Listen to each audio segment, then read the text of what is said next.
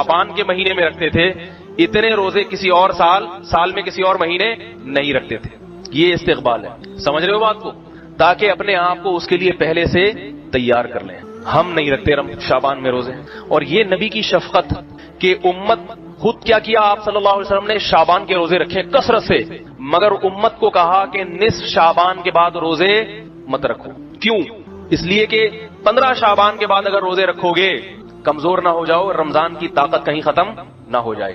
خود رکھیں، امت پہ شفقت کی. تو پتہ یہ چلا کہ 15 شعبان تک امت کو حکم ہے جتنے زیادہ روزے رکھ سکے، اور جو طاقتور ہے صحت مند ہے وہ 15 کے بعد بھی رکھے. مگر ہمارے ہاں کا نہ طاقتور رکھ رہا ہے نہ کمزور رکھے. وہ رمضان میں نہیں رکھتا، ادھر پہلے کیا رکھے گا وہ؟ استقبال کا یہ مطلب ہے. دوسری بات، رمضان کی دوسری بڑی عبادت کیا ہے؟ پہلی عبادت جو رمضان کی سب سے بڑی ہے وہ روزہ ہے. دوسری کیا ہے بتائیے؟ تراویح میں قرآن کی تلاوت ہوتی ہے. تو رمضان کے آنے سے پہلے شعبان کے مہینے میں ہی تہجد کا اہتمام شروع کر دیا جائے اور تلاوت کی کثرت شروع کر دی جائے. سمجھ میں آ رہی ہے بات؟ تیسری بات، رمضان کا مہینہ اللہ نے ہم پہ فرض اس لیے کیا تاکہ ہم سے گناہ چھوٹ جائیں. تو شعبان میں ہی گناہوں سے اجتناب کرنا شروع کر دیا جائے تاکہ رمضان تک پہنچتے پہنچتے سارے گناہ چھوٹ جائیں. جو جس برائی میں مبتلا ہے شعبان ہی سے اس برائی کو چھوڑنے کی کوشش شروع کر دے. سمجھ میں آ رہی ہے بات؟ یہ 3 کام کرنے کس مہینے میں؟ بولو بھائی، شعبان. ایک، روزے رکھنے ہیں نفلی. نمبر 2، رات کو تہجد کی تھوڑی سی ہمت کرنی ہے. اور نمبر 3، گناہوں سے بچنے کی. گناہ کسے کہتے ہیں؟ بد نظری ہے. آج کل انٹرنیٹ پر بہت بےہودہ چیزیں دیکھی جا رہی ہیں. جوان آدمی اپنے آپ کو ان چیزوں سے بچانے کی کوشش کرے. ماں باپ کی نافرمانی بہت ہو رہی ہے گھروں میں، باپ کا احترام ہی نکل گیا ہے. ماں کا تو پھر بھی تھوڑا سا کر لیتے ہیں کیونکہ ماں جو ہے نا آگے سے وہ بیچاری کمزور ہوتی ہے، ڈرتی ہے اولاد کے سامنے. باپ چونکہ جواب دیتا ہے تو پھر یہ آگے سے ڈبل بھر کے اس کو جواب دیتے ہیں. اس لیے باپ کا احترام ذرا مشکل ہوتا ہے کیونکہ باپ سنا دیتا ہے کھری کھری، تو آپ میں برداشت ہے نہیں، آپ اس سے زیادہ کھری کھری سنا دیں گے اس کو. تو ابھی سے کنٹرول کریں. یہ یقین کر لیں کہ یہ میرا باپ ہے، اس کی پیشانی پر اگر میں نے محبت کی نگاہ ڈالی 1 حج اور عمرے کا ثواب ملے گا. نفرت کی نہیں، محبت کی بن کے رہے. اللہ تعالیٰ ہم سب کو نیک اولاد بننے کی توفیق عطا فرمائے اور مشفق باپ بننے کی توفیق. وما علینا الا. لیکن اگر کوئی اللہ کا حق کے بارے میں حق تلفی کر رہا ہے اور چھپ کے کر رہا ہے گناہ، تو پھر اس کو شریعت میں چھپانے کا حکم ہے. لیکن جو علماء کھلے عام کبیرہ گناہ کرتے ہیں، جیسے مالی کرپشن ہے کسی عالم میں، تو یہ تو حقوق العباد سے اس کا تعلق ہے. اب مثال کے طور پر ایک مدرسے کا محتمم ہے، چندہ لے رہا ہے اور ادھر کھا بھی رہا ہے، حرام کھا رہا ہے، آپ کو پتہ بھی چل جاتا ہے، تو اس سے بغض ہونا ایک نیچرل ہے کیونکہ وہ اپنے علم پر خود ہی عمل نہیں کر رہا. تو عالم تھوڑی، وہ تو جاہل ہے. قرآن کی اصطلاح میں ایسے لوگوں کو جاہل کہا گیا ہے. یا کوئی شخص زکاتیں لے کے کھا جاتا ہے، ایسے بھی لوگ ہم نے دیکھے ہیں مذہب کے نام پہ منجن بیچ رہے ہیں، وہ ادارے بنا لیتے ہیں اور اپنے سائڈ بزنس ہو رہا تھا انہی پیسوں سے. بہت اس طرح کا مذہبی لوگوں میں بھی خرابیاں ہیں، اچھے بھی ہوتے ہیں برے بھی ہوتے ہیں. تو کسی ایسے شخص سے بغض رکھنا، وہ انسان کو ہوتا ہے بغض، یہ نیچر ہے انسان کی. اس پر وہ وعیدیں نہیں ہیں کہ اس کو یہ نہیں کہا جائے گا کہ علماء سے بغض ہے. تو اگر کوئی عالم اپنی ذمہ داری پوری نہیں کر رہا اور لوگوں کو نقصان پہنچا رہا ہے، وہ پیسوں کی لالچ میں، جاہ کی لالچ میں، شہرت کی لالچ میں، اور واضح طور پر اس کی ایک چیز نظر آ رہی ہے، تو اس میں پھر یہ کرنا کہ اس کو علماء کی فضیلت سنا کے لوگوں کو اس سے محبت کروانا، یہ جائز نہیں. اس کی مثال ایسے میرے سامنے ایک مسجد کے امام کے واقعہ سامنے آیا کہ وہ چندہ کھا رہے ہیں اور کرپشن کر رہے ہیں دبا کے. اچھا، اور پھر لوگوں کا خیال بھی نہیں کرتے نماز میں. بعض نمازیں اتنی لمبی پڑھا رہے ہیں کہ حالانکہ شریعت میں حکم ہے کہ وہ مختصر پڑھائی جائے. مثال کے طور پر مغرب کی نماز کے بارے میں شریعت کے حکم ہے کہ آپ مختصر پڑھائیں، فجر میں لمبی کھینچیں. تو آپ نہ سنت نماز کا خیال کر رہے ہیں، نہ نمازیں ٹائم پہ پڑھا رہے ہیں. نماز کا ٹائم 5:30 ہے، آپ 5:45 تک کھینچ رہے ہیں اس کو. اور چندوں کے معاملات میں بھی جب حساب مانگا جاتا ہے تو حساب نہیں دیتے، کرپشن کر رہے ہیں. لیکن جب ان امام صاحب سے لوگ لڑتے ہیں، بحث کرتے ہیں، تو فوراً کہتے ہیں علماء کی عزت کرو، حدیث میں ہے، قرآن میں ہے، علماء کی بڑی فضائل ہیں قرآن و سنت میں. تو بھائی آپ قرآن و سنت کی آیتوں کو غلط جگہ فٹ کر رہے ہیں. آپ یہ بھی تو ہے کہ عالم اس طرح، عالم کو تو لوگوں کو ایمانداری کی ترغیب دینی چاہیے، نہ یہ کہ وہ خود بے ایمانی کرنا شروع کر دے. تو میرے پاس وہ کیس آیا، تو میں نے جب کہا کہ بھئی امام پر لازم ہے کہ وہ جب لوگوں سے چندہ لے رہا ہے، ایک امام ہے، اور اس کا حساب تو دینا، انتظامیہ کو بتائے کہ یہ میں لوگوں سے یہاں پیسے کلیکٹ کر کے کدھر خرچ کر رہا ہوں، کیونکہ اس میں کرپشن بھی تو ہوتی ہے. بہت جگہوں پہ ہم نے دیکھی ہے خود کرپشن ہوتی ہے. لیکن وہ امام صاحب ایک دم طیش میں آ جاتے ہیں کہ کون ہوتا ہے مجھ سے پوچھنے والا، میں کیوں بتاؤں. تو یہ سب چیزیں غلط ہیں. تو وہ امام اپنا احترام خود ہی نہیں کروا رہا. میں پھر بتا دوں امام کرپٹ نہیں ہوتے لیکن بعض کرپٹ لوگ امام بن جاتے ہیں. تو اسی طرح مدرسے کے محتمم لوگ کرپٹ نہیں ہوتے لیکن بعض دفعہ کرپٹ لوگ بھی ایک مدرسہ بنا کے 4 دیواری کھڑی کر دیتے ہیں اور پھر لوگوں کو الو بنانا شروع کر دیتے ہیں. 4-6 یتیم بچے لا کے رکھے اور نوٹ چھاپنے کی مشین بن گئے. ایسا ہوتا ہے, ہم نے دیکھا ہے یہ. تو کوئی بھی داڑھی والا کوئی بھی عالم کا لیبل لگا ہوا ہو تو اس پہ اعتماد نہیں کیا جا سکتا. علم ایک الگ چیز ہے, عمل بالکل ایک الگ چیز ہے. ہاں عالم ہو اور کبیرہ گناہ کا مرتکب نہ ہو تو پھر شریعت میں اس کا حکم ہے کہ اس کا احترام بھی کیا جائے, اس کو عزت بھی دی جائے. پھر اس کے خلاف بغض رکھنا, حسد رکھنا یہ گناہ کبیرہ ہے. چھوٹی موٹی باتوں میں اختلاف تو ہر ایک سے ہو سکتا ہے, بدگمانی کی بھی اجازت نہیں ہے. بعض دفعہ یہ ہوتا ہے کہ وہ عالم برا عمل نہیں کر رہا ہوتا, آپ کو برا لگ رہا ہوتا ہے, تو وہ ہوتا شریعت کی نظر میں برا نہیں ہے یا اس کی رائے میں برا نہیں ہے, وہ اختلاف ہوتا ہے اس مسئلے میں, تو پھر بدگمانی کی اجازت نہیں ہے. لیکن ایک ایسا کام ہے جو 2 اور 2 4 کی طرح ساری دنیا دیکھ رہی ہے کہ یہ عالم ہو کے غلط کر رہا ہے یا علماء پہ یہ کام سوٹ نہیں کرتا, تو پھر اس عالم کے خلاف بولنا یا اس کا دل میں ادب نہ رہنا, اس میں کوئی گناہ نہیں ہے, یہ نیچرل ہے. اللہ میاں نے اپنے قانون کا پابند بنایا ہے, علماء کو بھی عوام کو بھی, کوئی اس سے مستثنا نہیں ہے, نہ کوئی عالم مستثنا ہے نہ عوام مستثنا ہے. روزے کی نیت کیسے کریں؟ روزے کی نیت کیسے کی جاتی ہے؟ اگر سحری میں آنکھ نہ کھلے تو روزے کا کیا حکم ہے؟ دیکھیں روزے کی نیت بس دل میں کی جاتی ہے. رمضان میں تو سب کی نیت ہوتی ہے, جو سحری کر رہا ہے تو اس لیے کر رہا ہے نا کہ روزہ رکھے گا, تو اتنی نیت کافی ہے. یہ جو مشہور دعا ہے وہ بھی صومی غد نویت من شہر رمضان, یہ کسی حدیث سے ثابت نہیں ہے, تو بس دل میں نیت کافی ہے. تو البتہ جو قضا روزہ ہے نا, قضا روزہ رمضان کا جب آپ قضا روزہ کریں تو پھر نیت صبح صادق سے پہلے ضروری ہے. اور اگر قضا روزہ نہیں رکھ رہے, نفلی روزہ رکھ رہے ہیں یا رمضان کا روزہ رکھ رہے ہیں رمضان کے اندر, تو پھر نصف النہار سے پہلے بھی نیت کافی ہے. نصف النہار کا مطلب یہ ہوتا ہے صبح صادق سے لے کے غروب آفتاب تک جتنے گھنٹے بنتے ہیں نا, تو آدھا ٹائم گزرنے سے پہلے. جیسے روزہ اگر 14 گھنٹے کا روزہ ہے تو صبح صادق سے لے کے 7 گھنٹے گزرنے سے پہلے تک آپ روزے کی نیت کر سکتے ہیں. تو اگر کسی کی سحری میں آنکھ نہ کھلے اور رمضان میں, تو جیسے ہی آنکھ کھلے بس وہ اسی وقت نیت کر لے, کیونکہ رمضان کا روزہ چھوڑنا کبیرہ گناہ ہے, وہ نہیں چھوڑ سکتے. اگر سحری میں آنکھ نہ کھلے تو بھی نہیں چھوڑ سکتے. بعض لوگ کم ہمت ہی کرتے ہیں کہ جی سحری میں آنکھ نہیں کھلی, دن بہت لمبا ہے, رات کو کھانا بھی تسلی سے نہیں کھایا تھا تو روزہ چھوڑ دیں. نہ, آپ کو روزہ چھوڑنے کی اجازت نہیں ہے. روزہ آپ کو رکھنا پڑے گا, چاہے افطاری میں ڈٹ کے کھایا ہو یا نہ کھایا ہو, رات کو ڈنر کرنا یاد رہا ہو یا بھول گئے ہو, صبح سحری میں آنکھ کھلی ہو یا نہ کھلی ہو. رمضان کا روزہ آپ نہیں چھوڑ سکتے سوائے اس کے کہ آپ سفر میں ہو یا آپ بیمار ہو, اس کے علاوہ آپ کے لیے اجازت نہیں ہے. سحری اور افطاری اذان سے کریں یا وقت سے؟ سحری اور افطاری کا تعلق اذان سے ہے یا وقت دیکھ کر سحر و افطار کرنا چاہیے؟ وقت سے اس کا تعلق ہے, اذان سے نہیں ہے. اذانیں بعض دفعہ غلط ہو جاتی ہیں. بعض اہل حدیث حضرات یہ کرتے ہیں کہ سورج ابھی آدھا غروب ہوتا ہے تو وہ اذانیں دے کے سب کا روزہ توڑوا دیتے ہیں, خراب کر دیتے ہیں. تو میں نہیں کہتا سارے اہل حدیث ایسا کرتے, لیکن ان اہل حدیث کی خدمت میں گزارش ہے کہ خدارا آپ اپنا مسلک دوسروں پہ تھوپتے کیوں ہیں؟ اگر آپ کی رائے یہ ہے کہ آدھا سورج غروب ہونے پر افطار جائز ہے تو آپ کر لیں, لیکن آپ اذان دے کے سب کے روزے توڑوا دیتے ہیں اور اپنی رائے سب پہ مسلط کرتے ہیں, تو یہ بہت غلط ہے, یہ بہت زیادتی ہے. نہیں, آپ اختلافی آپ ایک مسئلہ ہے تو اس میں اپنی رائے زبردستی ٹھونس کیوں رہے ہیں آپ دوسرے کے اوپر؟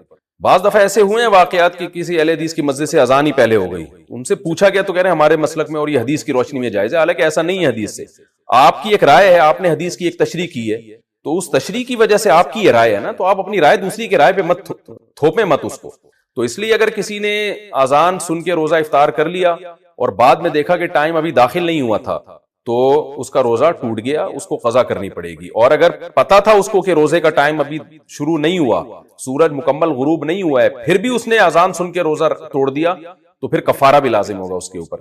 تو اس لیے اذان کے بجائے نا جو سحر افطار کے جو ٹائم کے جو جدول ملتے ہیں, نقشے ملتے ہیں, ان کو دیکھا کریں اور اس سے بھی احتیاطاً 2 منٹ بعد روزہ کھولیں.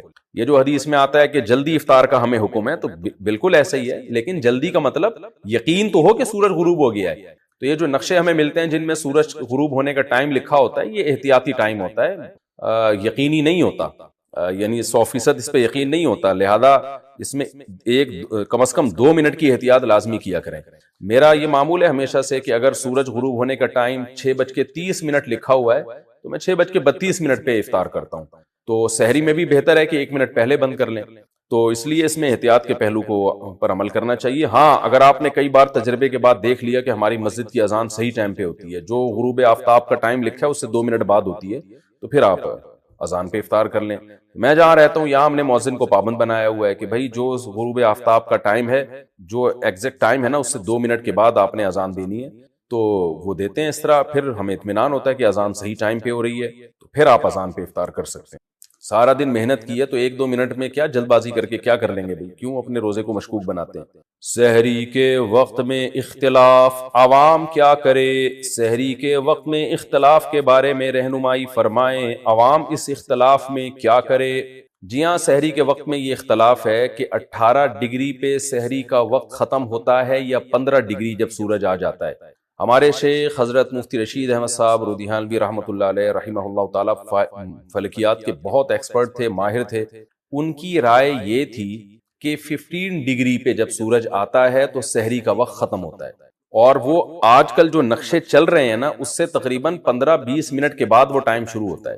لہذا اگر عام نقشوں میں ٹائم لکھا ہوا ہے کہ جی 5:40 پر لکھا ہے سحری کا ٹائم بند ہو رہا ہے, تو مفتی رشید احمد صاحب رحمہ اللہ تعالیٰ نے جو نقشے چھاپے ہیں ان کے مطابق وہ 5:40 کے بجائے 5:50 یا 55 ہوگا, 5:55 چل رہا ہے میرا خیال ہے. تو یہ 15 سے 20 منٹ کا اختلاف انڈیا پاکستان میں, لیکن جب آپ ناروے یا ان ملکوں کی طرف جاتے ہیں, یورپ کی طرف, تو یہ ٹائم اور زیادہ بڑھ جاتا ہے, یہ اختلاف کا جو ٹائم ہے. لیکن دارالعلوم کورنگی اور بنوری ٹاؤن وغیرہ کی رائے یہ ہے کہ 18 درجے پہ جب سورج ہوتا ہے تو پھر سحری کا وقت ختم ہوتا ہے, اور اس کے مطابق جو نقشے آج کل چھپے ہوئے ہیں وہ اسی کے مطابق چھپے ہوئے ہیں, وہ ٹائم ذرا جلدی ختم ہو جاتا ہے. اب یہ اختلاف ہے, تو اس میں اگر آپ مجھ سے پوچھتے ہیں کہ صحیح قول کیا ہے, تو صحیح قول ہماری رائے میں مفتی رشید احمد صاحب کا قول صحیح ہے. وجہ اس کی یہ کہ وہ مشاہدے پر مبنی ہے. آپ نیوٹرل ہو کے اگر مشاہدہ کریں, یعنی نقشوں کو دائیں طرف رکھیں آپ, اور کسی سے کچھ بھی نہ سنیں آپ, کیونکہ آپ کسی کو ساتھ لے کے جائیں گے نا تو وہ پھر آپ کو نیوٹرل رہنے نہیں دے گا. کسی بھی قول والے کو لے جائیں گے وہ نیوٹرل نہیں رہنے دے گا آپ کو. آپ نے بالکل نیوٹرل ہو کے آپ چلے جائیں کسی ایسے گاؤں دیہات میں جہاں مطلع صاف ہو, اور آپ دیکھیں صبح صادق کا ٹائم خود دیکھیں. کسی بوڑھے کو لے جائیں جو صبح صادق دیکھ کے بتاتا ہو کہ صبح صادق کب ہو رہی ہے اور صبح کاذب کب ہو رہی ہے, اس کو یہ اختلافات کا نہ پتا ہو. بالکل نیوٹرل آدمی کو آپ لے کے جائیں تو, اور وہ مشرق کی طرف دیکھے تو ایک روشنی پہلے جو ہے وہ ایسے لمبی عمود میں آئے گی, یہ صبح کاذب کہلاتی ہے, جھوٹی صبح. اور پھر ایک روشنی ایسے عمود میں پھیلنا شروع ہوگی جس کے بعد پھر روشنی ہی روشنی پھیلتی چلی جاتی ہے, یہ ہے صبح صادق. تو اس پر پوری امت کا اجماع ہے کہ پہلے صبح کاذب ہوتی ہے پھر صبح صادق ہوتی ہے. تو جب آپ اپنی آنکھوں سے دیکھیں گے بالکل نیوٹرل ہو کے, تو پھر آپ دیکھیں صبح صادق کا ٹائم کب ہو رہا ہے. تو جو ٹائم ہے اس کو نوٹ کر لیں, تو وہ مفتی رشید احمد صاحب کے نقشے کے مطابق ہوگا. یہ میں نے ان لوگوں سے پوچھا ہے جو بالکل نیوٹرل ہے, جو گاؤں دیہاتوں میں اختلاف جانتے ہی نہیں ہیں. تو آپ کہیں بھی دنیا میں جائیں گے نا تو اس طرح سے آپ کو پتہ چل جائے گا. لیکن بہرحال اختلاف ہوتا ہے, دوسری طرف بھی علماء ہے تو ان کی ایک رائے ہے. تو جس آدمی میں تحقیق کی صلاحیت ہو, اس مسئلے میں تحقیق کر سکتا ہو, اور تحقیق ایسے ہی کرے گا کہ وہ نقشوں کو ایک طرف رکھے جا کے مشاہدہ کرے, تو وہ تو مشاہدے پر عمل کرے اپنے. اور جس میں تحقیق کی صلاحیت نہیں ہے تو ایک عامی آدمی پھر یہی کرتا ہے کہ بھئی جس طرف جمہور علماء ہیں ان کی رائے پر عمل کر لے, اور احتیاط والی رائے پر. احتیاط والی رائے یہ ہے کہ آپ سحری تو کر لیں دارالعلوم کورنگی کے نقشے کے مطابق, سحری یعنی جلدی روزہ بند کر لیں آپ, اور فجر کی نماز آپ مفتی رشید احمد صاحب رحمۃ اللہ علیہ کا جو نقشہ ہے اس کے مطابق پڑھیں, یعنی 15 منٹ لیٹ پڑھیں آپ. تو اس میں آپ کی فجر کی نماز بھی بالاتفاق صحیح ہو جائے گی سب علماء کے نزدیک, اور روزہ بھی آپ کا سب علماء کے نزدیک ٹھیک ہو جائے گا. تو یہ احتیاط والی رائے پر عوام عمل کرے. عوام کو ہم یہی مشورہ دیتے ہیں. باقی میرا اپنا معمول اور جو مفتی رشید احمد صاحب کا معمول تھا, اور جامعۃ الرشید کے بہت سے جو ماہر فلکیات ہیں ان کا معمول یہی ہے کہ وہ رمضان کا روزہ بھی مفتی رشید احمد صاحب رحمۃ اللہ علیہ کے نقشے کے مطابق رکھتے ہیں, کیونکہ اس رائے پر ان کو 100% اطمینان ہے. لیکن بہرحال اختلافی مسئلوں میں انسان اپنی رائے مسلط نہیں کر سکتا, اور خاص طور پر عوام میں. تو میرا یہ معمول گھر کے اندر تو ہے, لیکن میں پبلک پلیسز میں مفتی رشید احمد صاحب کی رائے پر عمل نہیں کرتا. پبلک پلیسز میں کہیں بیٹھے ہوں یا کہیں رشتہ دار آئے ہوں, مہمان ہوں, تو پھر جس ٹائم پہ سب سحری بند کر رہے ہیں ہم بھی اسی ٹائم پہ بند کرتے ہیں, تاکہ خام خامے کوئی جھگڑا نہ ہو, کوئی لوگوں کو اشکالات نہ ہو. ایسا نہ ہو کہ میں دیر تک کھا رہا ہوں تو لوگ پوچھیں مفتی صاحب سحری کا وقت ختم ہو گیا, ابھی آپ 15 منٹ بعد کس خوشی میں کھا رہے ہو, ان کو کون سمجھائے گا. تو ایک لوگوں میں ایک کنفیوژن پیدا ہوتی ہے, اختلاف پیدا ہوتا ہے, جھگڑے پیدا ہوتے ہیں. ایسا کام نہیں کرنا چاہیے جس سے لوگوں میں ایک اختلاف پیدا ہو. تو اس وقت ہم اپنی رائے چھوڑ دیتے ہیں, ہم کہتے ہیں کوئی بات نہیں, کچھ دیر تک کھانا فرض تو ہے نہیں. تو میں اعتکاف میں بھی کبھی بیٹھا ہوں, تو جس ٹائم پہ سارے اعتکاف والے جو دارالعلوم پرنگی کی رائے پر عمل کر رہے ہوتے ہیں تو ہم بھی اسی رائے پر عمل کرتے ہیں. البتہ نماز میں جلدی نہیں پڑھتا, اگر وہ پہلے ہو رہی ہے تو میں اپنی نماز میں بہرحال بعد نہیں پڑھتا ہوں, کیونکہ اس میں بہرحال احتیاط کا تقاضا یہی ہے کہ وہ دیر سے پڑھی جائے تاکہ بالاتفاق نماز ہماری صحیح ہو جائے.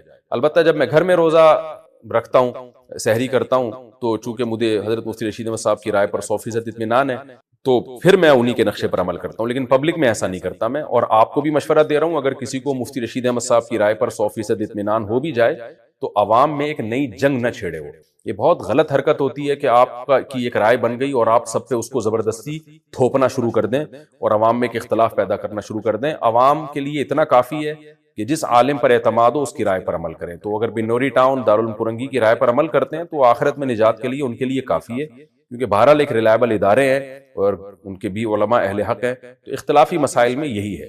اختلافی اور بھی دیکھیں نا, امام شافعی کا کسی مسئلے میں اختلاف, امام حنیفہ ایک طرف, امام شافعی ایک طرف, تو جو ان اختلافی مسائل میں کرتے ہیں یہاں بھی وہی کر لینا چاہیے کہ آپ کو جس رائے پر اعتماد و عمل کریں دوسرے پر نکیر نہ کریں, آپ اس کو برا بلا نہ کہیں. تو سب سے بہتر عوام کے لیے احتیاط والی رائے ہے کہ سحری دارالعلوم کرنگی کے نقشے کے مطابق بند کریں اور نماز مفتی رشید احمد صاحب رحمۃ اللہ علیہ کے نقشے کے مطابق پڑھیں. اچھا, یہ مفتی رشید احمد صاحب رحمہ اللہ کی جو رائے ہے یہ ان کی اکیلے کی نہیں ہے, دنیا میں اور بڑے بڑے ماہر فلکیات ہیں جو اسی رائے کے قائل ہیں. اور موبائل میں اپلیکیشن میں بھی ایسا ہے کہ آپ جب نارتھ امریکہ کے ادارے کی جو تحقیق ہے صوبہ صادق کی, وہ جب اپنے موبائل میں ڈاؤن لوڈ کریں گے تو وہ مفتی رشید احمد صاحب رحمۃ اللہ علیہ کی رائے والی رائے ہی کو وہاں کے سائنٹسٹ فالو کرتے ہیں. کراچی یونیورسٹی میں بھی بہت سے ایسے سائنٹسٹ ہیں جو فلکیات کے ماہر ہیں, وہ بھی مفتی رشید احمد صاحب رحمۃ اللہ علیہ کی رائے کو اس بارے میں صحیح قرار دیتے ہیں. بہرحال اختلاف ہے تو احتیاط پر عمل کریں, زیادہ بہتر ہے. حالت جنابت میں روزے کا حکم, کیا حالت جنابت میں روزہ ہو جاتا ہے؟ جی ہاں, حالت جنابت کا روزے سے کوئی تعلق نہیں ہے, ہو جاتا ہے. البتہ نماز حالت جنابت میں نہیں ہوتی. بعض لڑکوں کو احتلام ہو جاتا ہے تو صبح وہ بغیر غسل کے سحری کر لیتے ہیں تو پریشان ہوتے ہیں, تو کوئی بات نہیں, آپ بغیر غسل کے سحری کر لیں اور پھر نماز سے پہلے آپ غسل کر لیں. منہ میں غلطی سے پانی چلا گیا تو روزہ کیا ٹوٹ جائے گا؟ اگر غلطی سے منہ میں پانی چلا جائے تو روزہ ٹوٹ جائے گا اور صرف قضا ہوگی یا کفارہ بھی ہوگا؟ ایک ہوتا ہے بھولے سے پانی پی لینا, تو بھولے سے پانی پینے سے تو روزہ بھی نہیں ٹوٹتا, کفارہ بھی نہیں ہوتا. ایک ہے غلطی سے پانی چلا جانا, یعنی آپ کو روزہ یاد تھا اور آپ نے منہ میں کلی کی اور غلطی سے منہ میں چلا گیا, وہ روک ہی نہیں سکے پانی, تو پھر روزہ ٹوٹ جائے گا آپ کا. ایسی کوئی حدیث ہمارے پاس نہیں ہے جس میں آتا ہے کہ غلطی سے پانی پینے سے بھی روزہ نہیں ٹوٹتا. بھولے سے ہے, غلطی کا نہیں ہے. تو غلطی سے چلا گیا تو یہ چونکہ آپ کی غفلت ہے لہذا روزہ ٹوٹ جائے گا, لیکن کفارہ نہیں ہوگا کیونکہ جان کر آپ نے نہیں کیا, صرف قضا ہوگی. روزہ نہیں رکھا تو صرف قضا اور کفارے کا حکم. اگر کوئی شخص جان بوجھ کر روزہ نہ رکھے تو بعد میں قضا کرے گا یا کفارہ بھی دے گا؟ اگر روزہ رکھا ہی نہیں ہے تو پھر صرف قضا کرے گا, کفارہ نہیں دے گا, اور بہت بڑا کبیرہ گناہ بھی ہوگا, مرتکب ہوگا گناہ کا. اور اگر توڑ دیا تو پھر کفارہ بھی ہے 60 روزوں کا. روزہ توڑنے کا کیا وبال ہے؟ جان بوجھ کر روزہ توڑنے کا رواج بڑھتا جا رہا ہے, اس بارے میں کچھ ارشاد فرما دیں. بہت بڑا جرم ہے رمضان کا روزہ چھوڑنا بھی اور توڑنا بھی. چھوڑ دیا تو قضا رکھنی پڑے گی اور گناہ بھی ہوگا, توبہ بھی کرنی پڑے گی. اور دیا تو کفارہ ہے. کفارہ کیا ہے؟ 60 روزے لگاتار رکھنے پڑیں گے. دسمبر جنوری میں رکھ لیں جب دن ٹھنڈے ہوتے ہیں, بیچ میں ایک دن کا بھی ناغہ ہو گیا چاہے بیماری سے ہوا ہو تو پھر دوبارہ سے 60 رکھنے پڑیں گے. البتہ عورت کو مینسز کی وجہ سے جو ناغہ ہوتا ہے وہ معاف ہے, تو ورنہ کنٹینیو 60 روزے آپ کو رکھنے پڑیں گے. اور جو بوڑھے لوگ ہوتے ہیں روزہ رکھنے کی طاقت ہی ختم ہو گئی ان میں, پھر وہ 60 غریبوں کو 2 ٹائم کا کھانا کھلائیں گے. جوان آدمی جو روزہ رکھ سکتا ہو اس کو 60 غریبوں کو کھانا کھلانے سے کفارہ ادا نہیں ہوگا, اس کو 60 روزے ہی رکھنے پڑیں گے. روزہ چھوڑنا کب جائز ہے؟ کن صورتوں میں روزہ چھوڑنا جائز ہے؟ صرف 2 صورتوں میں جائز ہے. بیمار ہونے کا خطرہ ہو یا آپ سفر میں ہوں. پریگننسی میں عورت روزہ نہیں چھوڑ سکتی الا یہ کہ بیماری کا خطرہ ہو. دودھ پلانے والی عورت روزہ نہیں چھوڑ سکتی الا یہ کہ اپنے یا بچے کے بیمار ہونے کا غالب گمان ہو. صرف وسوسہ کافی نہیں ہے, غالب گمان ہو. تو پھر جو جیسے دودھ ہی پیدا نہیں ہو رہا ہے ایک عورت کا روزہ رکھے اور بچہ کو نقصان ہو رہا ہے پھر تو وہ مجبوراً روزہ چھوڑ سکتی ہے, لیکن نارملی ایسا ہوتا نہیں ہے. دودھ پلانے والی خواتین سے میں کہتا ہوں بھائی افطاری سے لے کے صبح سحری تک نان اسٹاپ آپ کھائیں تو سارا دن آپ فیڈ کرائیں. نارمل خواتین رکھتی ہیں ہمیشہ سے, مسلمان سوسائٹی میں روزے رکھتی ہیں. پریگننٹ خواتین بھی رکھتی ہیں, بلکہ پریگننسی میں تو خواتین سے کھایا ہی نہیں جا رہا ہوتا, ویسے بھی متلی آتی ہے ان کو, تو وہ بلا وجہ سستی میں روزے چھوڑ دیتی ہیں. بہرحال اگر بیمار ہونے کا خطرہ ہے یا واقعی دودھ اتنا کم ہو رہا ہے کہ بچہ بیمار ہو جائے گا یا اس کا پیٹ نہیں بھرے گا اور وہ بیماری کی طرف جائے گا، تو پھر روزہ چھوڑا جا سکتا ہے۔ تو بیماری میں اور سفر میں، باقی کوئی عذر ایسا نہیں ہے جس میں روزہ چھوڑنے کی شریعت نے اجازت دی۔ مزدور کو بھی روزہ رکھنا پڑے گا، اور آپ کا کل پیپر ہے تو بھی آپ کو روزہ رکھنا۔ مزدوروں کے لیے روزہ رکھنے کا حکم، کیا مزدور حضرات یا سخت محنت کش افراد روزہ چھوڑ سکتے ہیں؟ نہیں چھوڑ سکتے۔ مزدور کو بھی روزہ رکھنا پڑے گا، سخت محنت کش افراد کو بھی روزہ رکھنا پڑے گا، کیونکہ اللہ میاں نے روزے میں بیمار کو اور مسافر کو چھوٹ دی ہے۔ اب سوال پیدا ہوتا ہے شدید گرمی میں پھر مزدور کرے کیا؟ تو مزدور کوشش کرے نائٹ ڈیوٹی کرے، اور مالک کو بھی حکم ہے جو مزدوری کرواتے ہیں ان کو بھی چاہیے کہ مزدور کا خیال کریں، رمضان میں اس کو زیادہ بوجھ نہ دیں، رات کے وقت میں کام کروائیں، دن میں اس کو چھٹی دے دیں۔ اگر وہ نہیں کرتے تو بھی بہرحال روزہ رکھنے کی کرنا پڑے گا مزدور کو۔ خدا نہ خواستہ روزے کے دوران حالت بہت غیر ہو جاتی ہے، بے ہوش ہونے کا یا مرنے کا خطرہ ہو جاتا ہے یا بیمار ہونے کا خطرہ ہوتا ہے، پھر مزدور کو روزہ توڑنے کی اجازت ہو تو توڑ دے، پھر ایسی صورت میں گناہ نہیں ہوگا، بعد میں قضا کر لے، لیکن چھوڑنا پھر بھی جائز نہیں۔ تو روزانہ رکھے، اور جب خدا نہ خواستہ ایسی حالت خراب ہونا شروع ہو جائے، مرنے لگے، بے ہوش ہونے کا خطرہ ہو، تو پھر روزہ توڑ دے۔ لیکن بھوک اور پیاس کی شدت کی وجہ سے روزہ توڑنا یہ جائز نہیں ہے، کیونکہ روزہ تو نام ہی بھوک اور پیاس کی شدت کو برداشت کرنے کا ہے۔ کسی کو کم بھوک لگتی ہے، کسی کو زیادہ، کوئی ایئر کنڈیشن میں بیٹھ کے روزہ گزار دیتا ہے اسے تو لگتی نہیں ہے، کوئی گرمی میں چل پھر کے گزارتا ہے اس کو بہت لگتی ہے۔ تو اللہ میاں نے اس میں کوئی فرق نہیں رکھا کہ بھوک کی شدت کم ہو یا زیادہ ہو، وہ بہرحال برداشت کرنی پڑے گی۔ ہاں بیماری کا خطرہ ہو، جیسے آپ نے روزہ رکھا، شوگر لیول اتنا گر گیا، آپ پیشنٹ ہیں کہ اب خدا نہ خواستہ بے ہوش ہونے کا یا مرنے کا خطرہ ہو گیا، تو فوراً توڑنا پڑے گا، بلکہ توڑنا واجب ہے ایسی صورت میں۔ تو ناقابل برداشت بھوک میں روزہ توڑنا، بعض لوگوں کو روزے کی حالت میں بھوک کی شدت سے معدے میں شدید درد ہو جاتا ہے یا بھوک ناقابل برداشت ہو جاتی ہے، ان کے لیے روزہ چھوڑنے یا توڑنے کا حکم بیان فرما دیں نعیم شاکر ملتان سے۔ ناقابل برداشت بھی بھوک اگر ہو جائے تو بھی روزہ نہیں توڑ سکتے، بلکہ ہمت کر کے پورا کرنا پڑے گا، کیونکہ پیاس اور بھوک میں برداشت ہے کے قابل ہے یا نہیں ہے، یہ کوئی اللہ نے فرق نہیں رکھا۔ تو روزہ نام ہے کھانے پینے سے اوائڈ کرنے کا، تو چاہے وہ برداشت ہو رہی ہو یا برداشت نہیں ہو رہی ہو۔ ہاں البتہ بیماری کا خطرہ ہو یا جان جانے کا خطرہ ہو یا بے ہوش ہونے کا خطرہ، کیونکہ بے ہوشی بھی ایک بیماری ہے، تو اس صورت میں روزہ توڑ سکتے ہیں۔ اب کسی کے معدے میں شدید درد ہو رہا ہے شدید بھوک کی وجہ سے، تو یہ ایک بیماری ہے، کیونکہ نارمل ایسا ہوتا نہیں ہے، کتنی بھی بھوک لگی ہو آپ کو، 24 گھنٹے بھی بھوکے نہ آپ کے پیٹ میں درد نہیں ہوتا، لیکن بعض دفعہ کوئی بیماری ہے، جیسے کسی کو السر ہے یا اور کوئی بیماری ہے جس کی وجہ سے بھوکا رہنے سے پیٹ میں شدید درد ہو رہا ہے، تو درد ایک بیماری ہے، بیماری میں روزہ توڑا جا سکتا ہے تو اس درد کو ختم کرنے کے لیے، لیکن ناقابل برداشت بھوک یا پیاس لگی ہے تو پھر روزہ نہیں توڑ سکتا۔ توڑ دیا تو 60 روزوں کا کفارہ ہے۔ روزے میں احتلام اور مشزنی، کیا روزے کے دوران احتلام یا مشزنی سے روزہ ٹوٹ جاتا ہے اور کیا اس پر کفارہ واجب ہے؟ روزے میں احتلام ہو جائے تو کچھ بھی نہیں ہوتا، اگر مشزنی کی ہے تو روزہ ٹوٹ جاتا ہے لیکن کفارہ واجب نہیں ہوتا۔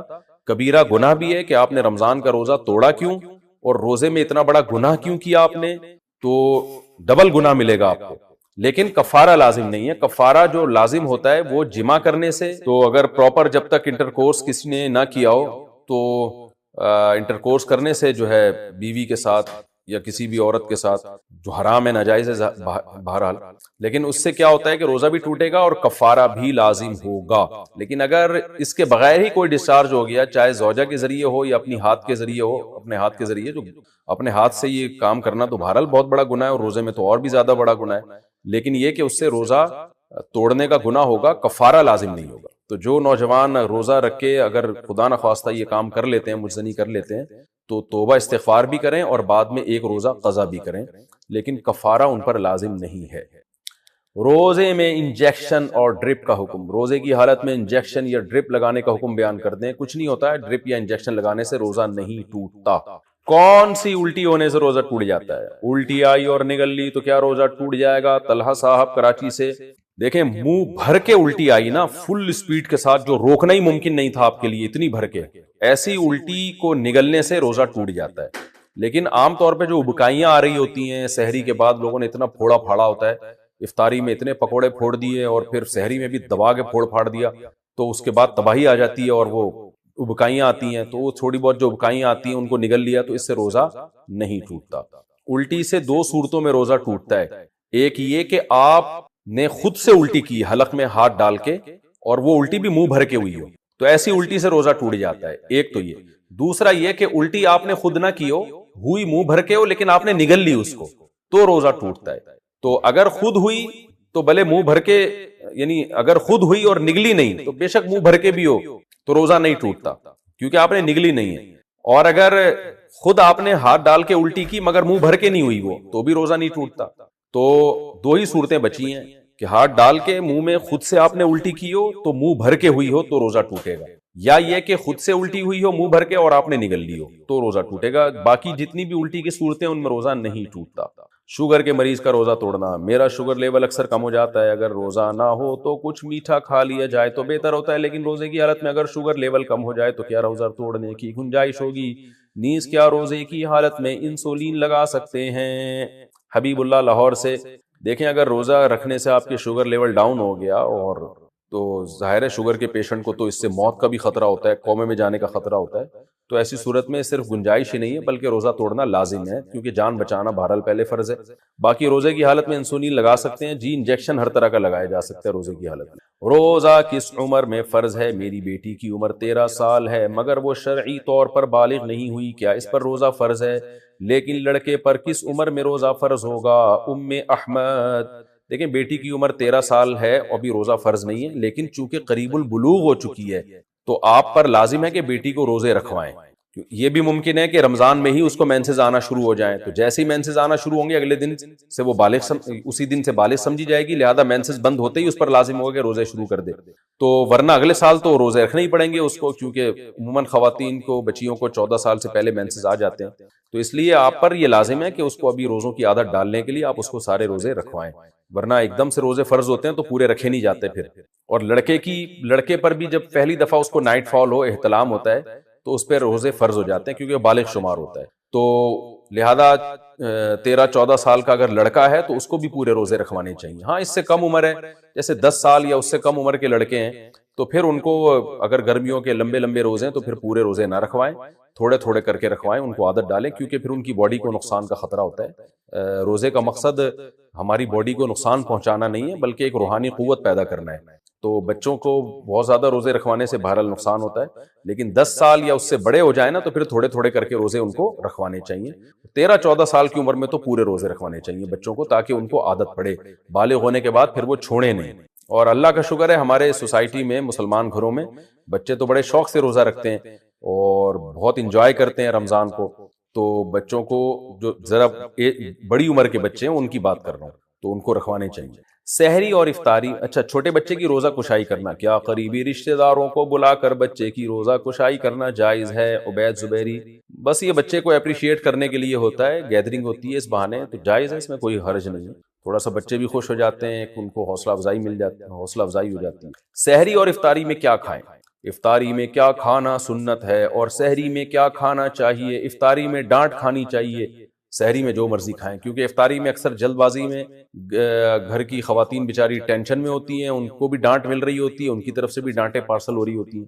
بہرحال جی افطاری میں کیا کھانا سنت ہے؟ کھجور, نبی صلی اللہ علیہ وسلم اس سے روزہ افطار کیا کرتے تھے اور اس کی ترغیب بھی دی آپ صلی اللہ علیہ وسلم نے. اور کھجور میں کاربوہائیڈریٹ ہوتا ہے بہت زیادہ. ہم جب ہمارا شوگر لیول اتنا ڈاؤن ہوتا ہے اور کمزوری ہو جاتی ہے روزے کے جو اینڈ میں, تو پھر ایسی صورت میں ہمیں کھجور جیسی ہی کوئی چیز لینی چاہیے. ہم لوگ کیا کر رہے ہوتے ہیں, شربتیں پی رہے ہوتے ہیں چینی کے, اس میں کاربوہائیڈریٹ تو ہوتا ہے اور وہ شوگر لیول ڈھا کر کے اوپر چلا جاتا ہے ہمارا, اور پھر دماغ ٹون ہونا شروع ہو جاتا ہے مغرب کے بعد سے, غنودگی بجائے فریشنس کے اور بیکار لائف ہو جاتی ہے. اور پھر تراویوں میں لوگ کیسے اونگ رہے ہوتے ہیں. تو میٹھا نہیں کھانا چاہیے افطاری میں, جو بہت زیادہ لوگ میٹھا پھوڑ رہے ہیں. میڈیکل سائنس کی باتیں کر رہا ہوں, اسلام کی بات نہیں کر رہا میں, ایک ظاہر اپنا تجربہ شیئر کر دینا چاہیے. تو چینی اور اس سے بنے ہوئے شربتوں سے اوائڈ کرنا چاہیے. کھجور میں میٹھا ہوتا ہے لیکن وہ اچھی قسم کا میٹھا ہوتا ہے, اس سے وہ غنودگی نہیں آتی, اور اس میں منرلز بہت زیادہ ہوتے ہیں, آپ کو طاقت بھی ملتی ہے اس سے, بہت سارے منرلز ہوتے ہیں اس میں, وائٹامنز ہوتے ہیں, تو اور سنت بھی ہے. تو کھجور کا ایسا, پھر ہمارے ایک بڑی ظلم یہ کرتے ہیں کہ اتنا سا کھجور لے کے نا بس ایک افطار کیا, اس کے بعد پھر ڈائریکٹ آ جاتے ہیں پکوڑوں پہ. تو کھجور تمیز سے کھا لو بھائی, ذرا اچھی طرح کھا لو, اس میں کیا جا رہا ہے آپ کا, اتنا مزیدار غذا ہے اور سکون بھی ملتا ہے, راحت بھی ملتی ہے, طاقت بھی آتی ہے. پھر اس کے بعد آپ تھوڑی بہت جو گنجائش رہ جائے گی وہ پکوڑے سموسے پھوڑ پھاڑ لینا. تو کھجور کے ساتھ بہت نفرت ہے. نبی صلی اللہ علیہ وسلم نے فرمایا جس گھر میں کھجور نہیں ہے نا فَأَهْلُهُ جِيَاعٌ, وہ گھر والے بھوکے ہیں. تو اس لیے عرب میں ہمیشہ وہ اپنے فریج میں لازمی کھجور رکھتے ہیں. بلکہ کھجور کو تو فریج میں رکھنے کی بھی ضرورت نہیں ہے، باہر بھی رکھ دیں تو بھی ٹھیک رہتی ہے وہ. اس لیے کھجوروں کا استعمال گھروں میں ڈالیں، بچوں کو یہ آرٹیفیشل میٹھے سے بچا کے ان چیزوں پہ لے کر آئیں. باقی سحری میں کیا کھانا چاہیے؟ سحری میں بھی کھجور کھا لیں، پھل کھا لیں، کچھ بھی کھا لیں. ڈاکٹر بتائے گا آپ کو، میں کیا بتاؤں گا آپ کو بھائی کیا کھائیں. جو ابھی کھا رہے ہیں نا وہ بہرحال نہ کھائیں. جو کچھ پیزے برگر وغیرہ سحریوں میں کھائے جا رہے ہیں نا، پھر سارا دن جو ڈکاریں چلتی ہیں تو اللہ کی پناہ ہے وہ. کیونکہ میں نماز میں آتا ہوں نا، تو جو ڈکاریں جس قسم کی سننے کو مل رہی ہوتی ہیں اس سے بہت افسوس ہوتا ہے مسلمان کدھر کو جا رہا ہے. رمضان میں یہ حال ہے، اور وزن بڑھ رہا ہے رمضان میں لوگوں کا کم ہونے کے بجائے. تو باقی ڈاکٹر بتائے گا، حکیم صاحب بتائیں گے کیا کھانا ہے کیا نہیں کھانا ہے، یہ میں نہیں بتاؤں گا. رمضان میں ذخیرہ اندوزی کرنا، رمضان میں ذخیرہ اندوزی کر کے قیمتیں بڑھا دی جاتی ہیں، اس کا کیا وبال ہے؟ اگر کوئی چیز مارکیٹ میں شارٹ چل رہی ہے، کھانے پینے کی چیز ہے، لوگوں کو مل نہیں رہی، تو اس میں ذخیرہ اندوزی حرام ہے، وہ غلط چیز ہے. لیکن اگر وہ اویلیبل ہے مارکیٹ میں، یہاں سے نہیں ملے گا تو وہاں سے مل جائے گا، تو پھر اگر کوئی تاجر روک لیتا ہے کہ جی میں بعد میں بیچوں گا تو ٹھیک ہے، اس میں کوئی گناہ نہیں ہے. ایسی ذخیرہ اندوزی جس سے لوگوں کو نقصان پہنچ رہا ہو، ان کی بیسک ضرورتیں ہی پوری نہ ہو رہی، وہ حرام ہے. رمضان میں اصلاح نفس کا طریقہ، رمضان المبارک میں انسان کی اصلاح کا کیا طریقہ ہونا چاہیے؟ محمد سفیان، یہ تو شرعی مسئلہ نہیں ہے، یہ تو آپ نے پورا واعظ و نصیحت کی باتیں پوچھنا شروع کر دی سفیان بھائی. باقی اصلاح کا طریقہ یہی ہونا چاہیے کہ ایک لسٹ بنائیں گناہوں کی رمضان سے پہلے. ابھی تو رمضان شروع نہیں ہوا نا، تو آپ لسٹ بنا دیں کہ میرے اندر یہ گناہ ہے، میں رمضان میں سارے گناہ سے انشاءاللہ توبہ کروں گا. اور روزے بھی پڑھیں، روزے بھی رکھیں، تراویح بھی پڑھیں، تہجد بھی پڑھیں، دعائیں بھی مانگیں، اسی نیت کے ساتھ کہ اللہ میں نے اپنی زندگی چینج کرنی ہے. تو اس سے انشاءاللہ آپ کے گناہ بھی چھوٹیں گے. کیا روزے سے تمام گناہ معاف ہو جاتے ہیں؟ کیا رمضان میں روزہ رکھنے سے کبیرہ گناہ بھی معاف ہو جاتے ہیں؟ سیف اللہ صاحب پاک پتن سے دیکھیں، کبیرہ گناہوں کا اصول یہ ہے کہ جب تک توبہ نہ کی جائے وہ معاف نہیں ہوتے. اس لیے رمضان میں عام طور پہ کبیرہ گناہوں سے توبہ کی توفیق مل جاتی ہے. اس لیے کہا جاتا ہے کہ رمضان میں سارے صغیرہ کبیرہ گناہ معاف ہو جاتے ہیں. وجہ اس کی ہے کہ کبیرہ گناہوں سے بھی توبہ کی توفیق عام طور پہ رمضان میں مل جاتی ہے. تو اس لیے آپ کوشش کریں کہ رمضان میں کبیرہ گناہ بھی چھوڑ دیں اور ان سے سچی توبہ کریں. بغیر داڑھی والے امام کے پیچھے تراویح پڑھنا، رمضان میں بغیر داڑھی والے حفاظ کرام تراویح پڑھاتے ہیں، ان کے پیچھے جماعت کا کیا حکم ہے؟ بھائی داڑھی والے کو ترجیح دینا چاہیے. آج کل یہ بہت بڑا رواج، بہت برا رواج پھیل گیا ہے کہ داڑھی کٹانا تو کبیرہ گناہ ہے. کم از کم امامت کے مصلے پر جو اتنی مقدس جگہ ہے وہاں تو ایسے شخص کو کھڑا کرنا چاہیے نا جو کبیرہ گناہ کا ارتکاب نہ کرتا ہو. نبی صلی اللہ علیہ وسلم نے فرمایا خالف الیہود والنصارى، یہود اور نصارہ کی مخالفت کرو، اعفوا اللحى، داڑھی بڑھاؤ. تو تورات میں آج تک لکھا ہوا ہے کہ موسیٰ علیہ السلام کو اللہ نے کوہ طور پہ بلا کے کہا کہ اپنی قوم کو کہہ دیں کہ داڑھی نہ کٹائیں. اس کی وجہ سے یہودی بھی اب تک داڑھی رکھتے ہیں. تو یہودیوں سے عبرت حاصل کر لیں کہ انہوں نے اپنی تورات پر داڑھی کے معاملے میں عمل کیا ہوا ہے. آپ دیکھیں یہودیوں کے جتنے مذہبی اسکالرز ہیں وہ بڑی بڑی داڑیاں ہوتی ہیں ان کی. مسلمانوں کے مذہبی اسکالر اتنی داڑیاں. تو کیا آپ کی بات میں لوگ اثر ہوگا؟ لوگ کہیں گے خود تو عمل کر نہیں رہے، ہمیں بیٹھ کے سمجھا رہے ہیں. تو اور پھر ہمارے یہاں ایک بڑا عذاب یہ آ گیا کہ مذہبی اسکالر جو داڑیاں کاٹ رہے ہیں نا، ایک تو جرم اوپر سے اس کی توجیہ بھی. کہتے کہاں لکھا ہے حدیث میں کہ داڑھی بڑھاؤ؟ یہ تو کلچر تھا. بھائی حدیث میں کیوں نہیں ہے؟ بخاری مسلم کی کتنی ساری احادیث ہیں جن میں اعفاء کا حکم ہے، بڑھانے کا حکم ہے. کوئی ایک صحابی دکھا دیں جو داڑھی چھوٹی کرتے ہوں، کوئی ایک پیغمبر بتا دیں جن کی داڑھی چھوٹی ہو. بڑے آرام سے اس کو کہتے ہیں وہ تو کلچر کا حصہ تھا. واہ بھائی واہ، آپ سے ایک کام ہو نہیں رہا، آپ ایک سوسائٹی سے متاثر ہو گئے، آپ ماڈرن بننے کی کوشش کر رہے ہیں، آپ ذرا لبرلزم کی طرف جا رہے ہیں. تو اپنے گناہ کو آپ نے کیسے بہترین طریقے سے آپ نے اس پہ پردہ ڈالا ہے، اور اس کو کیسے اچھی آپ نے ایک جناب وہ ایک لیبل لگا دیا کہ جی نبی صلی اللہ علیہ وسلم نے تو کلچر کی وجہ سے حکم دیا ہے. کلچر کی وجہ سے پیغمبر کسی بات کے آرڈر کلچر کی وجہ سے دینے کے لیے نہیں آتے. پیغمبر کے جو احکامات ہوتے ہیں وہ خدائی وحی ہوتی ہے، اس کی وجہ سے آپ صلی اللہ علیہ وسلم احکام دے رہے ہوتے ہیں.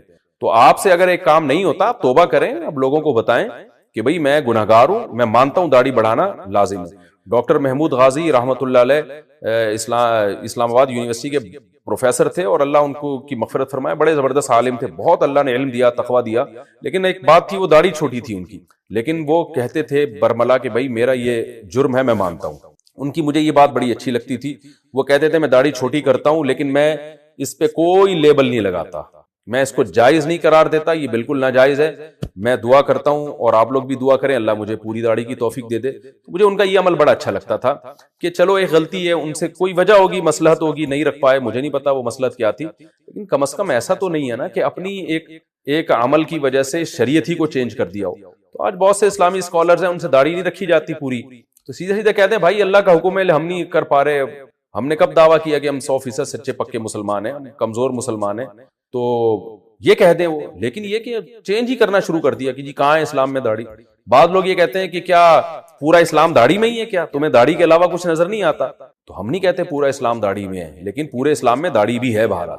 تو اس لیے جو تراویح میں ہے نا، ایسے امام کو ترجیح دینی چاہیے جو مکمل داڑھی ہو، جس کی اس کی ایک برکت ہوتی ہے. آپ اس کو اپنا نمائندہ بنا رہے ہیں نماز میں، وہ گویا آپ کا پیغام، آپ کی جو دعا ہے سورہ فاتحہ میں جب وہ فاتحہ پڑھتا ہے تو آپ کی طرف سے پڑھتا ہے نا، وہ ایک نمائندہ بن کے اللہ سے بات کر رہا ہے. تو اس لیے بغیر داڑھی والوں کے پیچھے جو تراویح پڑھنے کا رواج ہے یہ قابل اصلاح ہے. اس کو کوشش کریں ختم کرنے کی. داڑھی والوں کو، جو امام داڑھی رکھتا ہو اس کو پروموٹ کریں. اور پھر داڑھی بھی کافی نہیں ہے، بعض ائمہ ایسے ہوتے ہیں جو رمضانی امام ہوتے ہیں، وہ پورے سال بدمعاشیوں میں لگے ہوتے ہیں، ساری اوٹ پٹانگ حرکتیں وہ کر رہے ہوتے ہیں، چوریاں وہ کر رہے ہوتے ہیں، لڑکیوں کو وہ چھیڑ رہے ہوتے ہیں، فلمیں ڈرامے وہ دیکھ رہے ہوتے ہیں، رمضان میں مصلی پہ مسجد میں آ کے وہ امام بنے ہوئے ہوتے ہیں، لوگ سمجھ رہے، لوگ ان سے دم کرا رہے ہوتے ہیں. تو یہ بھی غلط ہے. ایسے امام کو چاہیے بھائی اپنی گھر میں نماز پڑھا لے تو، ٹھیک ہے نا، اپنی قرآن مکمل کر لو. ہم ان کو یہ تو نہیں کہتے کہ قرآن مکمل نہ کریں، لیکن مسجد میں مصلی پہ بہرحال اس کا خیال کرنا چاہیے کہ ایسے شخص کو امام بنائیں جس پہ لوگوں کو اعتماد ہو، اس میں تقویٰ ہو، اس میں کچھ صورت اور سیرت سے وہ شریعت کا پابند لگتا ہو، کیونکہ اس کے اثرات پھر مقتدیوں میں جاتے ہیں اور نماز کی برکتیں زیادہ حاصل ہوتی ہیں. صحابہ کیوں اس کا خیال کیا کرتے تھے کہ ہم پیغمبر کے پیچھے نماز پڑھیں؟ کیونکہ امام جتنا مقدس ہوگا نماز بھی اتنی ہی جاندار ہوگی. نابالغ بچے کا تراویح پڑھانا یا سننا. نابالغ بچوں کے پیچھے تراویح کا کیا حکم ہے؟ نیز کیا چھوٹا بچہ تراویح میں سامع بن سکتا ہے؟ سامع بن سکتا ہے، امام نہیں بن سکتا، بشرطے کہ یعنی بہت چھوٹا بچہ نہ ہو، یعنی صبی ممیز جسے کہا جاتا ہے، 7 سال سے عمر زیادہ ہو تو ایسا بچہ سامع بن سکتا ہے، لیکن امام نہیں بن سکتا نابالغ بچہ. ہاں نابالغ بچہ نابالغوں کا امام بن سکتا ہے. گھر میں بچے جو قرآن حفظ کر لیتے ہیں تو ان کو چاہیے کہ گھروں میں تراویح پڑھائیں، چھوٹے بہن بھائی ان کے ساتھ کھڑے ہو جائیں جماعت میں، تو ان کا قرآن بھی مکمل ہو جائے گا. لیکن بالغوں کو نماز پڑھانے کے لیے امام کا بالغ ہونا بھی ضروری ہے. کیا عورت دیگر عورتوں کو تراویح پڑھا سکتی ہے؟ اگر ہاں تو اس کا طریقہ کار بتا دیں. نیند اگر پیچھے لڑکا بھی کھڑا ہو جائے تو کیا حکم ہوگا؟ بنت نصیر لاہور سے. عورت کی امامت میں اگر لڑکا پیچھے کھڑا ہو جائے تو اس لڑکے کی تو بہرحال نماز نہیں ہوگی، کیونکہ مرد کو تو مرد ہی امامت کر سکتا ہے. لیکن عورت کی امامت کرے تو ہمیں اس بارے میں ایک روایت حضرت عائشہ سے ملتی ہے، لیکن اسلاف نے نہ اس پر عمل کیا، نہ ہمیں کوئی اس کی کوئی نبی صلی اللہ علیہ وسلم سے اس کی کوئی حوصلہ افزائی ملی، اور نہ کسی فقیہ نے اس عمل کو پسندیدہ عمل قرار دیا. یہی وجہ ہے کہ خلفائے راشدین کے دور میں بھی ایسا نہیں ہوا، بعد میں بھی ایسا نہیں ہوا، اور ہمیشہ مرد ہی امامت کرتے رہے ہیں. تو اس لیے حضرت عائشہ کے اس عمل سے یہ بہرحال پتہ چلتا ہے کہ اگر کوئی عورت ایسا کر لے گی تو پیچھے عورتوں کی نماز ہو جائے گی، لیکن یہ عمل بہرحال پسندیدہ ہے نہیں. دیگر احادیث کو بھی اگر ہم سامنے رکھ کے دیکھتے ہیں، کہیں بھی ایسا نہیں ملتا نا کہ نبی صلی اللہ علیہ وسلم نے جماعت عورتوں کی کروائی ہو اس طرح سے کہ عورت کو حکم دیا. مثال کے طور پر آپ صلی اللہ علیہ وسلم کی جماعت مسجد سے نکل جاتی تو آپ گھر میں آگے امہات کو اپنے پیچھے کھڑا کر کے خود نماز پڑھاتے تھے. اور یہ بھی نہیں ہے کہ آپ صلی اللہ علیہ وسلم نے خواتین کو جب حکم دیا نا کہ تمہاری گھر کی نماز مسجد سے بہتر ہے، تو گھر میں آپ نے ان کو انفرادی نماز کا حکم دیا ہے. آپ یہ کہہ سکتے تھے کہ گھر مسجد میں جماعت پڑھنے سے بہتر ہے تم گھروں میں جماعت کر لو، اگر اس کی اجازت ہوتی نا، جیسے کہ آج کل بہت سے اسکالرز فتویٰ دے رہے ہیں کہ عورت کو نماز پڑھا سکتی ہے. اگر ایسا ہوتا تو کتنے، یعنی عورتوں کو پھر گھر میں انفرادی نماز کا حکم تھوڑی ہوتا، بلکہ عورتوں کو حکم دیا جاتا کہ گھر میں اپنی جماعت کرا لیں وہ. لیکن ہمیں کہیں بھی نہیں ملتا. تو صرف ایک حدیث کو دیکھ کے کبھی فیصلہ نہیں کیا جاتا، باقی بھی تمام احادیث کو دیکھا جاتا ہے. تو ان تمام احادیث کو دیکھ کے فقہا نے جو استدلال کیا وہ یہ ہے کہ اگر عورت کو نماز پڑھا دے تو نماز ہو تو بہرحال جائے گی، لیکن یہ عمل بہرحال مکروہ اور ناپسندیدہ ہے، یہ قابل ترغیب عمل نہیں ہے. اس لیے خواتین کو چاہیے کہ وہ انفرادی نماز پڑھیں، جماعت سے پڑھنی ہے تو مرد کو امام بنائیں، اس کی اقتداء میں نماز پڑھیں. اور اگر بالفرض عورت کو نماز پڑھاتی ہے مکروہ ہونے کے باوجود، وہ کہتی نہیں شوق ہے اس کو پڑھانے کا، تو پھر خواتین امام جو ہے نا وہ صف کے بیچ میں کھڑی ہوں گی، وہ آگے نہیں کھڑی ہوں گی، کیونکہ نماز میں عورت کو بہت زیادہ سمٹنے کا اور پردے کا حکم ہے، ایکسپوز ہونے کی اجازت نہیں ہے. تو اس میں پھر یہ ہے کہ وہ خواتین، جیسے حضرت عائشہ کے بارے میں یہی ہے نا کہ خواتین کے بیچ میں تھی وہ، تو پھر آگے جانے کے بجائے جہاں صف ہے اسی کے بیچ میں وہ عورت کھڑی ہو کے نماز پڑھائے گی.